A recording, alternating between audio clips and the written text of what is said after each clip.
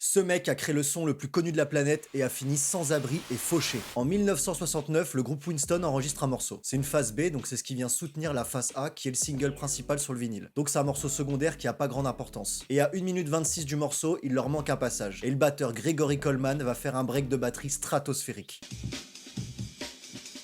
Et au début, ça va passer inaperçu, mais dans le futur, ça va complètement changer l'histoire de la musique. Ce break va durer 6 secondes et il sera renommé le Amen Break. À l'époque, les DJ hip-hop commencent à l'utiliser pour que les rappeurs posent dessus. Ça devient tellement populaire que le groupe NWA l'utilise dans son morceau Straight Outta Compton.